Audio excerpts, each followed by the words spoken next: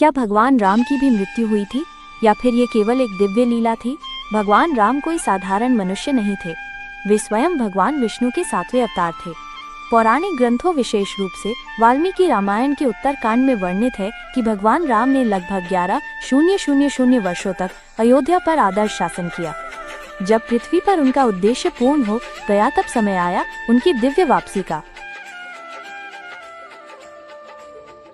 एक दिन यमराज एक तपस्वी के वेश में अयोध्या पहुंचे। उन्होंने राम से एकांत में वार्ता करने की इच्छा प्रकट की, लेकिन एक शर्त रखी, यदि हमारी चर्चा के बीच कोई भी इस कक्ष में प्रवेश करेगा तो उसे मृत्यु दंड दिया जाएगा। राम ने ये शर्त स्वीकार की और अपने प्रिय भाई लक्ष्मण को द्वार पर पहरा देने का आदेश दिया। वार्ता के दौरान महर्षि दुर्वासा अयोध्या आए। उन्होंने तुरंत राम से मिलने की इच्छा जताई। लक्ष्मण ने उन्हें रोकने का प्रयास किया, परंतु दुर्वासा ऋषि ने चेतावनी दी, यदि मुझे अभी प्रवेश न दिया गया तो मैं अयोध्या को शाप दे दूंगा। अब लक्ष्मण के सामने कठिन धर्म संकट था। एक ओर भाई की आज्ञा, दूसरी ओर पूरे राज्य की रक्षा। अंततः उन्होंने राज्यहित में कक्ष में प्रवेश किया। शर्त के अनुसार लक्ष्मण को मृत्यु दंड मिलना निश्चित था।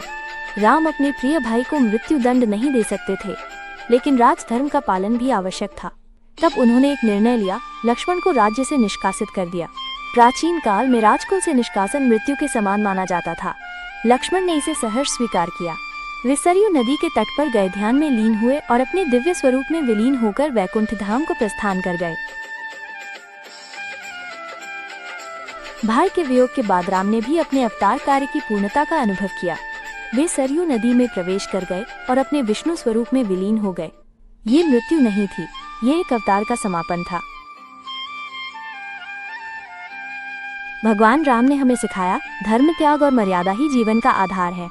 यदि आपको ये दिव्य कथा प्रेरणादायक लगी हो तो कमेंट में लिखें, जय श्री राम।